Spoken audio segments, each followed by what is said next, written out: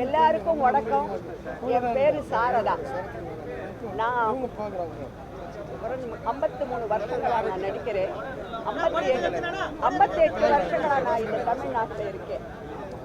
So எனக்கு நான் பல விஷயங்கள் எல்லாம் பார்த்தேன். முக்கியமாக எனக்கு ஒரு அதிசயமான விஷயம் என்னன்னா, அரசியலில் எலெக்ஷன் சொன்னால் ஒரு விதமான இருக்கும்.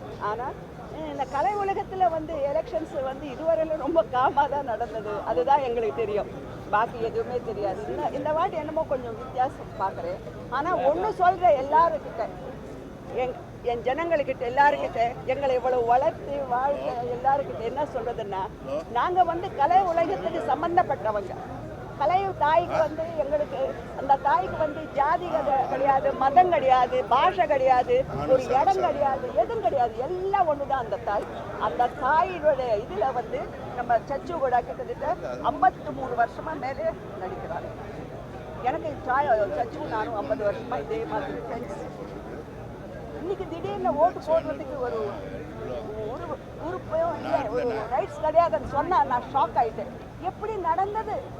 இந்த மாதிரி கட்டுப்பாடாக நடக்கிற ஒரு இதில் வந்து அந்த மாதிரி ஒரு பெரிய தப்பு. ஏன்னா ரொம்ப சீனியர் ஆர்டிஸ்ட் அவங்க, எனக்கே வார்த்தைகளே வரல. தயவுசெய்து இது கொஞ்சம் எல்லாரும் சிந்திக்க வேண்டிய விஷயம்.